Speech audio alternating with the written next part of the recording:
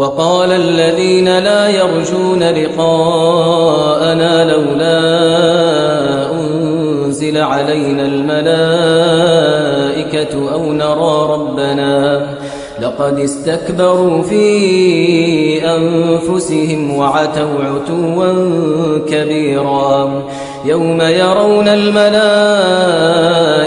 لا بشرى يومئذ للمجرمين ويقولون حجرا محجورا وقدمنا إلى ما عملوا من عمل فجعلناه هباء منثورا أصحاب الجنة يومئذ خير مستقرا وأحسن مقيلا ويوم تشقق السماء بالغمام ونزل الملائكة تنزيلا الملك يومئذ الحق للرحمن وكان يوما على الكافرين عسيرا ويوم يعض الظالم على يديه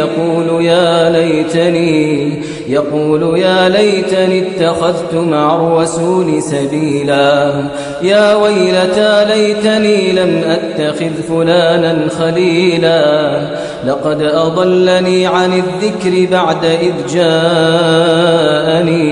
وكان الشيطان للإنسان خذولا وقال الرسول يا رب إن قوم اتخذوا هذا القرآن مهجورا وقال الرسول يا رب إن قوم اتخذوا هذا القرآن مهجورا وكذلك جعلنا لكل نبي عدوا من المجرمين وكفى بربك هاديا ونصيرا وقال الذين كفروا لولا نزل عليه القرآن جملة واحدة كذلك لنثبت به فؤادك ورتلناه ترتيلا ولا يأتونك بمثل إلا جئناك بالحق وأحسن تفسيرا الذين يحشرون على وجوههم إلى جهنم أولئك شر مكانا وأضل سبيلا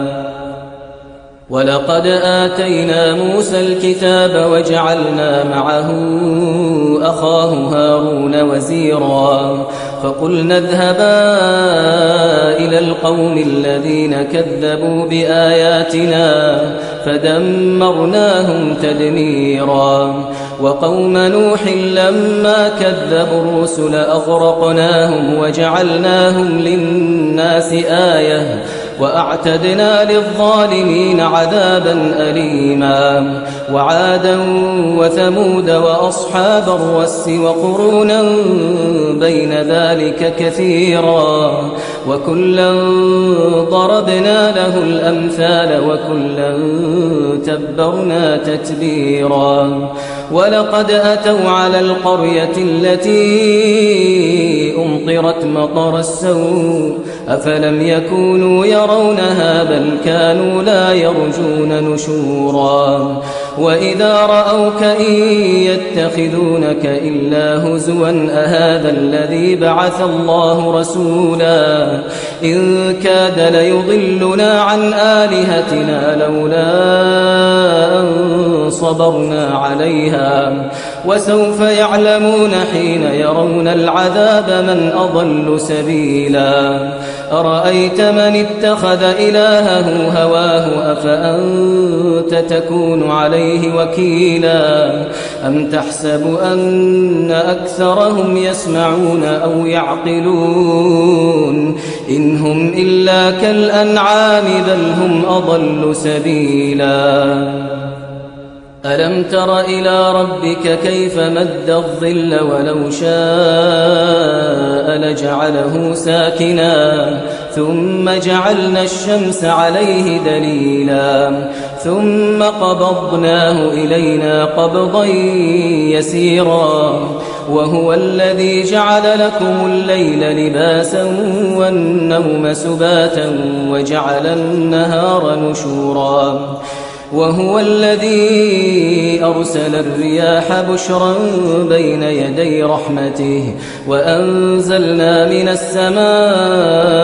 ماء طهورا لنحيي به بلدة ميتا ونسقيه مما خلقنا أنعاما وأناسيا كثيرا ولقد صرفناه بينهم ليذكروا فأبى أكثر الناس إلا كفورا ولو شئنا لبعثنا في كل قرية نذيرا فلا تطع الكافرين وجاهدهم به جهادا كبيرا وهو الذي مرج البحرين هذا عذب فرات وهذا ملح أجاج وجعل بينهما برزخا وحجرا محجورا وهو الذي خلق من الماء بشرا فجعله نسبا وصهرا وكان ربك قديرا ويعبدون من دون الله ما لا ينفعهم ولا يضرهم وكان الكافر على ربه ظهيرا وما أرسلناك إلا مبشرا ونذيرا قل ما أسألكم عليه من أجر إلا من شاء أن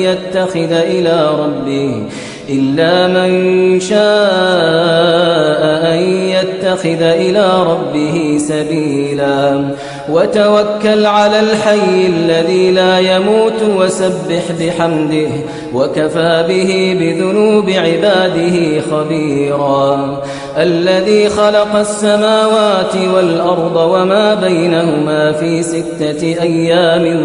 ثم استوى على العرش الرحمن فاسأل به خبيرا وإذا قيل لهم اسجدوا للرحمن قالوا وما الرحمن أنسجد لما تأمرنا وزادهم نفورا تبارك الذي جعل في السماء بروجا وجعل فيها سراجا وقمرا منيرا وهو الذي جعل الليل والنهار خلفة لمن أراد أن يذكر أو أراد شكورا وعباد الرحمن الذين يمشون على الأرض هونا وإذا خاطبهم الجاهلون قالوا سلاما والذين يبيتون لربهم سجدا وقياما والذين يقولون ربنا اصرف عنا عذاب جهنم إن عذابها كان غراما إنها ساءت مستقرا ومقاما والذين إذا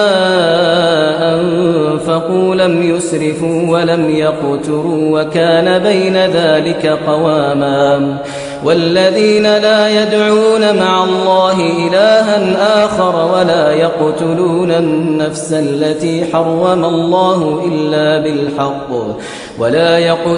النفس التي حرم الله إلا بالحق ولا يزنون ومن يفعل ذلك يلقى أثاما يضاعف له العذاب يوم القيامة ويخلد فيه مهانا إلا من تاب وآمن وعمل عملا صالحا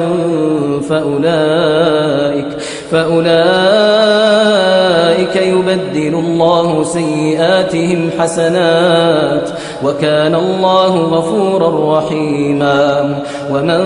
تاب وعمل صالحا فإنه يتوب إلى الله متابا والذين لا يشهدون الزور وإذا مروا باللغو مروا كراما والذين إذا ذكروا بآيات ربهم لم يخروا عليها صما وعميانا والذين يقولون ربنا هب لنا من أزواجنا وذرياتنا قرة أعين واجعلنا للمتقين إماما أولئك يجزون الغرفة بما صبروا ويلقون فيها تحية وسلاما خالدين فيها حسنت مستقرا ومقاما قل ما يعبأ بكم ربي لولا دعاؤكم فقد كذبتم فسوف يكون لزاما. بسم الله الرحمن الرحيم. طاسين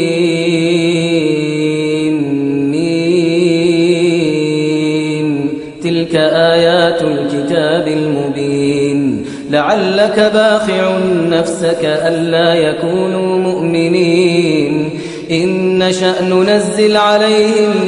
من السماء آية فظلت أعناقهم لها خاضعين وما يأتيهم من ذكر من الرحمن محدث إلا كانوا عنه معرضين فقد كذبوا فسيأتيهم أنباء ما كانوا به يستهزئون أولم يروا إلى الأرض كم أنبتنا فيها من كل زوج كريم إن في ذلك لآية وما كان أكثرهم مؤمنين وإن ربك لهو العزيز الرحيم. وإذ نادى ربك موسى أن ائت القوم الظالمين قوم فرعون ألا يتقون قال رب إني أخاف أن يكذبون ويضيق صدري ولا ينطلق لساني فأرسل إلى هارون ولهم علي ذنب فأخاف أن يقتلون قال كلا فاذهبا بآياتنا إنا معكم مستمعون فأتيا فرعون فقولا إنا رسول رب العالمين أن أرسل معنا بني إسرائيل قال ألم نربك فينا وليدا ولبثت فينا من عمرك سنين وفعلت فعلتك التي فعلت وأنت من الكافرين قال فعلتها إذا وأنا من الضالين ففررت منكم لما خفتكم فوهب لي ربي حكما وجعلني من المرسلين وتلك نعمة تمنها علي أن عبدت بني إسرائيل قال فرعون وما رب العالمين قال رب السماوات والأرض وما بينهما إن كنتم موقنين قال لمن حوله ألا تستمعون قال ربكم ورب آبائكم الأولين قال إن رسولكم الذي أرسل إليكم لمجنون قال رب المشرق والمغرب وما بينهما إن كنتم تعقلون قال لئن اتخذت إلها غيري لأجعلنك من المسجونين قال أولو جئتك بشيء مبين قال فأت به إن كنت من الصادقين فألقى عصاه فإذا هي ثعبان مبين ونزع يده فإذا هي بيضاء للناظرين قال للملأ حوله إن هذا لساحر عليم يريد أن يخرجكم من أرضكم بسحره فماذا تأمرون قالوا أرجه وأخاه وابعث في المدائن حاشرين يأتوك بكل سحار عليم. فجمع السحرة لميقات يوم معلوم وقيل للناس هل أنتم مجتمعون لعلنا نتبع السحرة إن كانوا هم الغالبين. فلما جاء السحرة قالوا لفرعون أئن لنا لأجرا إن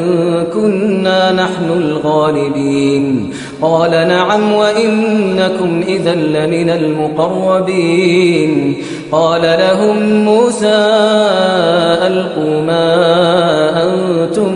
ملقون فألقوا حبالهم وعصيهم وقالوا بعزة فرعون إنا لنحن الغالبون. فألقى موسى عصاه فإذا هي تلقف ما يأفكون. فألقي السحرة ساجدين قالوا آمنا برب العالمين رب موسى وهارون. قال آمنتم له قبل أن آذن لكم إنه لكبيركم الذي علمكم السحر فلسوف تعلمون لأقطعن أيديكم وأرجلكم من خلاف ولأصلبنكم أجمعين. قالوا لا ضير إنا إلى ربنا منقلبون. إنا نطمع أن يغفر لنا ربنا خطايانا أن كنا أول المؤمنين. وأوحينا إلى موسى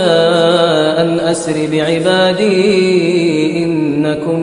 متبعون. فأرسل فرعون في المدائن حاشرين إن هؤلاء لشرذمة قليلون وإنهم لنا لغائظون وإنا لجميع حاذرون. فأخرجناهم من جنات وعيون وكنوز ومقام كريم. كذلك وأورثناها بني إسرائيل فأتبعوهم مشرقين. فلما تراءى الجمعان قال أصحاب موسى إنا لمدركون. قال كلا إن معي ربي سيهدين. فأوحينا إلى موسى أن اضرب بعصاك البحر فانفلق فكان كل فرق كالطود العظيم. وأزلفنا ثم الآخرين وأنجينا موسى ومن معه أجمعين ثم أغرقنا الآخرين. إن في ذلك لآية وما كان أكثرهم مؤمنين وإن ربك لهو العزيز الرحيم.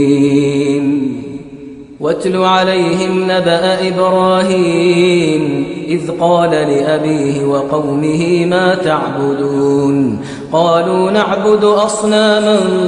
فنظل لها عاكفين. قال هل يسمعونكم إذ تدعون أو ينفعونكم أو يضرون. قالوا بل وجدنا آباءنا كذلك يفعلون. قال أفرأيتم ما كنتم تعبدون أنتم وآباؤكم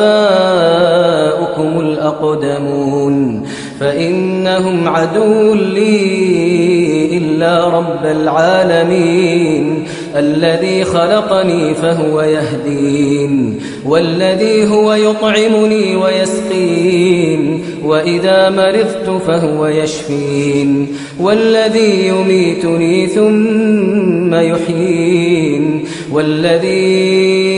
أطمع أن يغفر لي خطيئتي يوم الدين رب هب لي حكما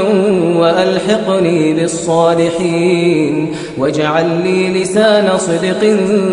في الآخرين واجعلني من ورثة جنة النعيم واغفر لأبي إنه كان من الضالين ولا تخزني يوم يبعثون يوم لا ينفع مال ولا بنون إلا من أتى الله بقلب سليم وأزلفت الجنة للمتقين وبرزت الجحيم للغاوين وقيل لهم أين ما كنتم تعبدون من دون الله هل ينصرونكم أو ينتصرون فكبكبوا فيها هم والغاوون وجنود إبليس أجمعون قالوا وهم فيها يختصمون تالله إن كنا لفي ضلال مبين إذ نسويكم برب العالمين وما أضلنا إلا المجرمون فما لنا من شافعين ولا صديق حميم فلو أن لنا كرة فنكون من المؤمنين فلو أن لنا كرة فنكون من المؤمنين إن في ذلك لآية وما كان أكثرهم مؤمنين وإن ربك لهو العزيز الرحيم كذبت قوم نوح المرسلين إذ قال لهم أخوهم نوح ألا تتقون إني لكم رسول أمين فاتقوا الله وأطيعون وما أسألكم عليه من أجر إن أجري إلا على رب العالمين فاتقوا الله وأطيعون قالوا أنؤمن لك واتبعك الأرذلون قال وما علمي بما كانوا يعملون إن حسابهم إلا على ربي لو تشعرون وما أنا بطارد المؤمنين إن أنا إلا نذير مبين قالوا لئن لم تنته يا نوح لتكونن من المرجومين قال رب إن قومي كذبون فافتح بيني وبينهم فتحا ونجني ومن معي من المؤمنين فأنجيناه ومن معه في الفلك المشحون ثم أغرقنا بعد الباقين إن في ذلك لآية وما كان أكثرهم مؤمنين وإن ربك لهو العزيز الرحيم كذبت عاد المرسلين إذ قال لهم أخوهم هود ألا تتقون إني لكم رسول أمين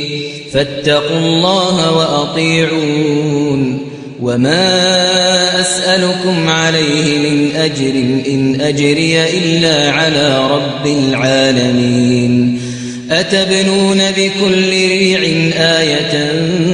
تعبثون وتتخذون مصانع لعلكم تخلدون وإذا بطشتم جبارين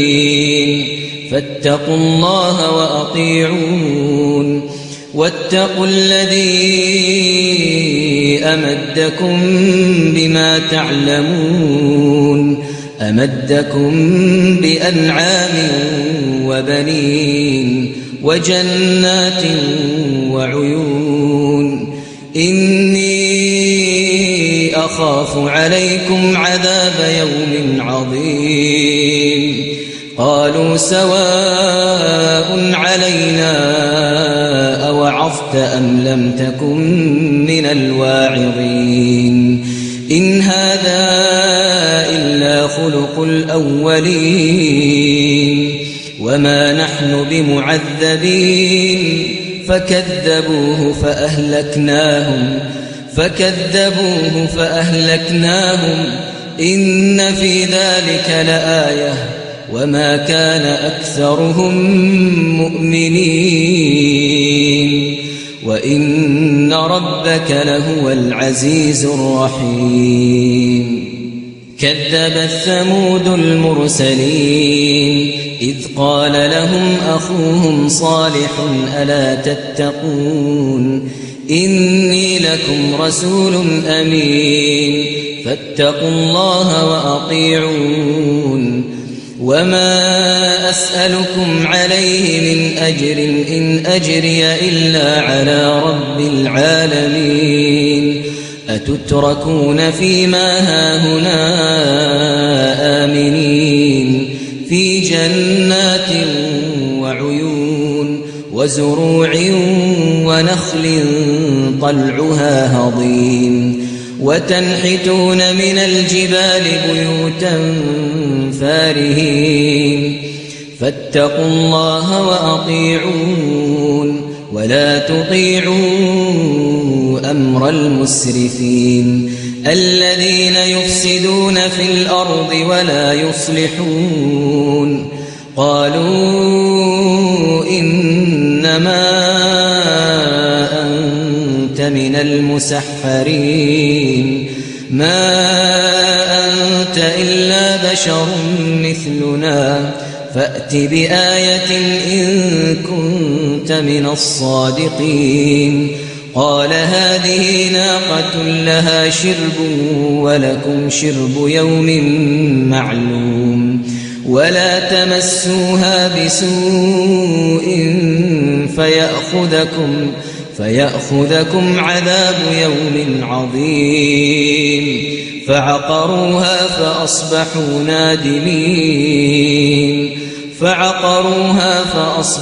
نادمين فأخذهم العذاب إن في ذلك لآية وما كان أكثرهم مؤمنين وإن ربك لهو العزيز الرحيم كذبت قوم لوط المرسلين إذ قال لهم أخوهم لوط ألا تتقون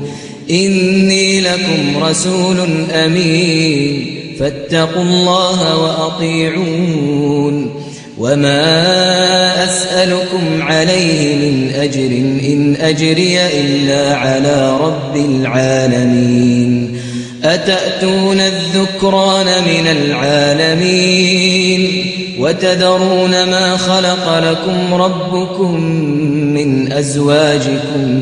بل أنتم قوم عادون قالوا لئن لم تنته يا لوط لتكونن من المخرجين قال إني لعملكم من القالين رب نجني وأهلي مما يعملون فنجيناه وأهله أجمعين إلا عجوزا في الغابرين ثم دمرنا الآخرين وأمطرنا عليهم مطرا فساء مطر المنذرين إن في ذلك لآية وما كان أكثرهم مؤمنين وإن ربك لهو العزيز الرحيم كذب أصحاب الأيكة المرسلين إذ قال لهم شعيب ألا تتقون إني لكم رسول أمين فاتقوا الله وأطيعون وما أسألكم عليه من أجر إن أجري إلا على رب العالمين أوفوا الكيل ولا تكونوا من المخسرين وزنوا بالقسطاس المستقيم ولا تبخسوا الناس أشياءهم ولا تعثوا في الأرض مفسدين واتقوا الذي خلقكم والجبلة الأولين قالوا إنما أنت من المسحرين وما أنت إلا بشر مثلنا وإن نظنك لمن الكاذبين فأسقط علينا كسفا من السماء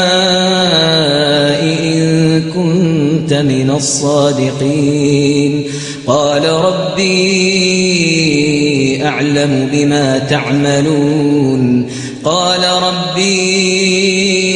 أعلم بما تعملون فكذبوه فأخذهم عذاب يوم الظلة إنه كان عذاب يوم عظيم إن في ذلك لآية وما كان أكثرهم مؤمنين وإن ربك لهو العزيز الرحيم وإنه لتنزيل رب العالمين نزل به الروح الأمين على قلبك لتكون من المنذرين بلسان عربي مبين وإنه لفي زبر الأولين أولم يكن لهم آية أن يعلمه علماء بني إسرائيل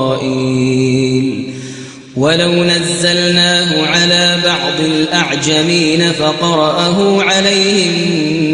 ما كانوا به مؤمنين كذلك سلكناه في قلوب المجرمين لا يؤمنون به حتى يروا العذاب الأليم فيأتيهم بغتة وهم لا يشعرون فيقولوا هل نحن منظرون أفبعذابنا يستعجلون أفرأيت إن متعناهم سنين ثم جاءهم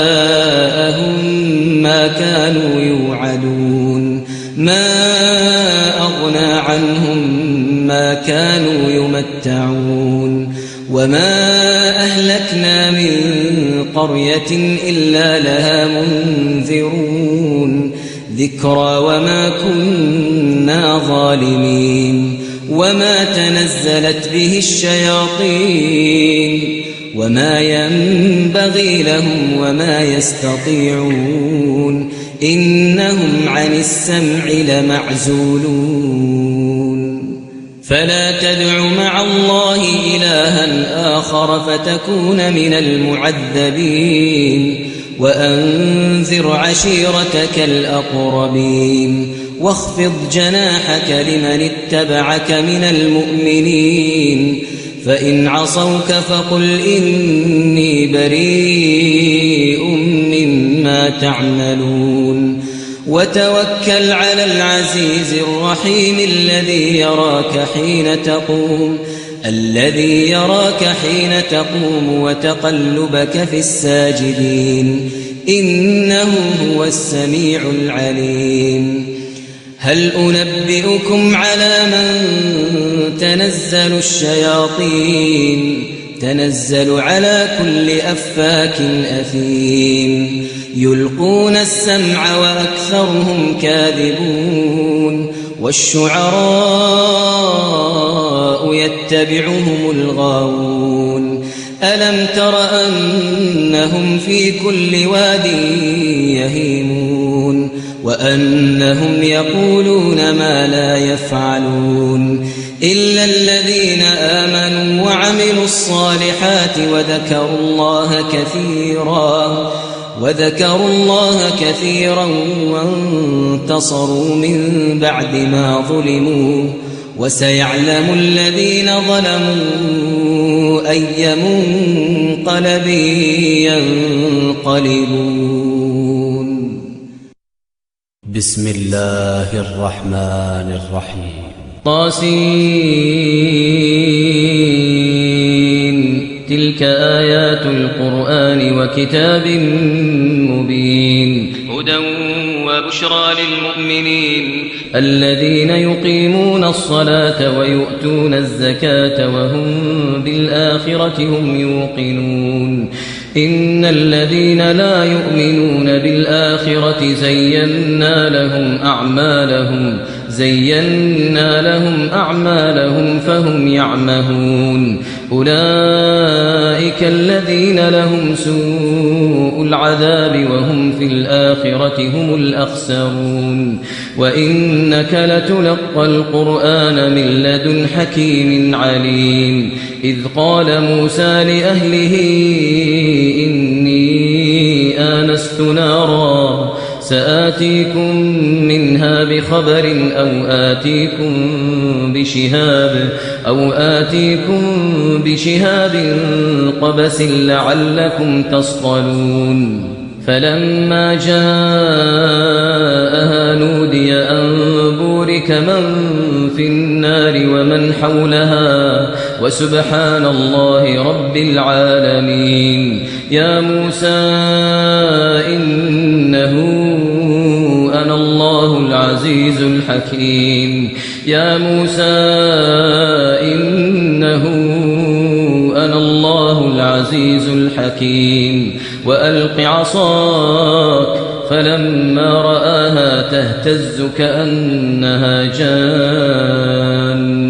كأنها جان ولا مدبرا ولم يعقب. يا موسى لا تخف إني لا يخاف لدي المرسلون. إلا من ظلم ثم بدل حسنا بعد سوء فإني غفور رحيم. وأدخل يدك في جيبك تخرج بيضاء من غير سوء في 9 آيات إلى فرعون وقومه إنهم كانوا قوما فاسقين. فلما جاءتهم آياتنا مبصرة قالوا هذا سحر مبين. وجحدوا بها واستيقنتها أنفسهم ظلما وعلوا فانظر كيف كان عاقبة المفسدين. ولقد آتينا داود وسليمان علما وقال الحمد لله الذي فضلنا على كثير من عباده المؤمنين. وورث سليمان داود وقال يا أيها الناس علمنا منطق الطير وأوتينا من كل شيء إن هذا لهو الفضل المبين. وحشر لسليمان جنوده من الجن والإنس والطير فهم يوزعون. حتى إذا أتوا على واد النمل قالت نملة يا أيها النمل ادخلوا مساكنكم لا يحطمنكم سليمان وجنوده وهم لا يشعرون. فتبسم ضاحكا من قولها وقال رب أوزعني أن أشكر نعمتك التي أنعمت علي وعلى والدي وأن أعمل صالحا ترضاه وأدخلني برحمتك في عبادك الصالحين. وتفقد الطير فقال ما لي لا أرى الهدهد أم كان من الغائبين لأعذبنه عذابا شديدا أو لأذبحنه أو ليأتيني بسلطان مبين فمكث غير بعيد فقال أحطت بما لم تحط به وجئتك من سبأ بنبأ يقين إني وجدت امرأة تملكهم وأوتيت من كل شيء ولها عرش عظيم وجدتها وقومها يسجدون للشمس من دون الله وزين لهم الشيطان أعمالهم فصدهم عن السبيل فهم لا يهتدون ألا يسجدوا لله الذي يخرج الخبأ في السماوات والأرض ويعلم ما تخفون وما تعلنون الله لا إله إلا هو رب العرش العظيم قال سننظر أصدقت أم كنت من الكاذبين اذهب بكتابي هذا فألقه إليهم ثم تول عنهم فانظر ماذا يرجعون قالت يا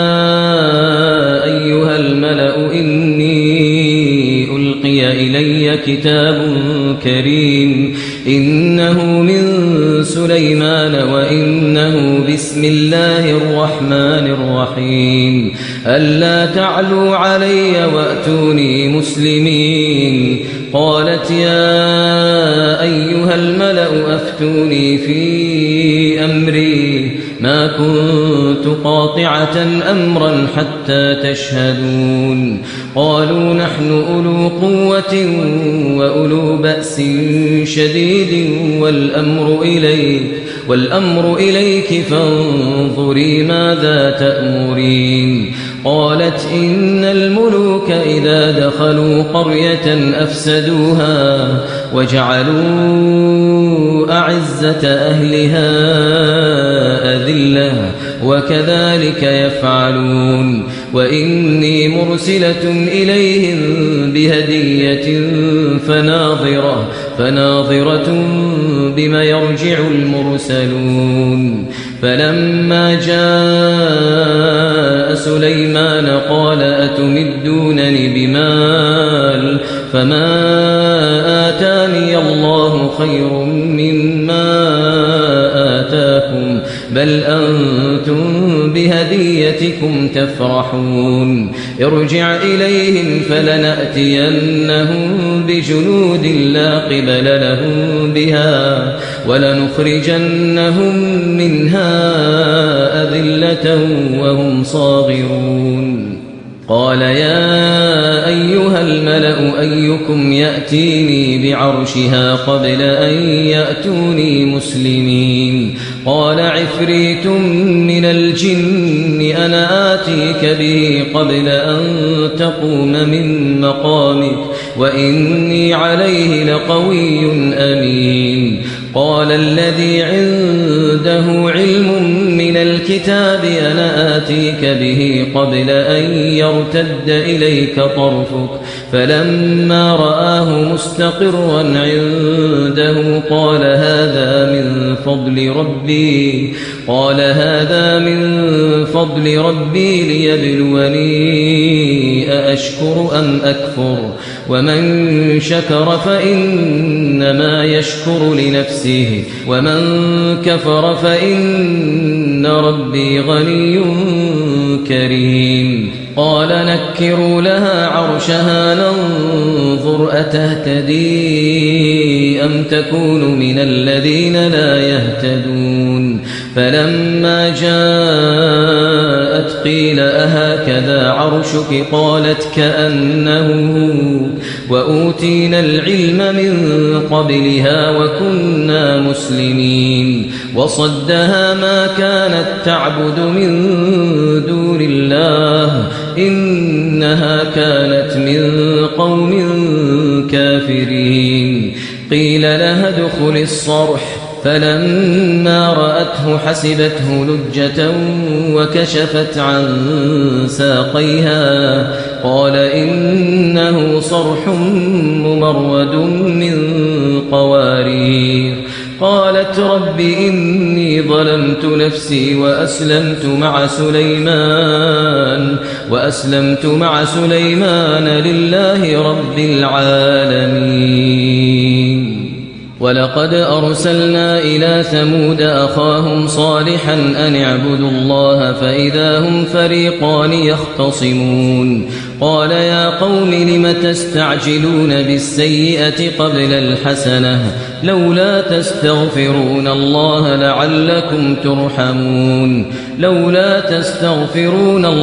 لعلكم ترحمون. قالوا اطيرنا بك وبمن معك قال طائركم عند الله بل أنتم قوم تفتنون. وكان في المدينة 9 رهط يفسدون في الأرض ولا يصلحون. قالوا تقاسموا بالله لنبيتنه وأهله ثم لنقولن لوليه ما شهدنا مهلك أهله وإنا لصادقون. ومكروا مكرا ومكرنا مكرا وهم لا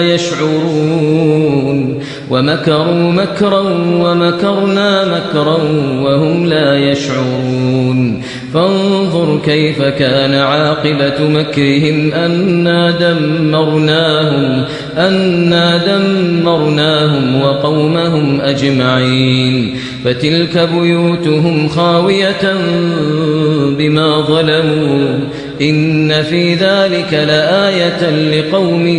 يعلمون. وأنجينا الذين آمنوا وكانوا يتقون. ولوطا إذ قال لقومه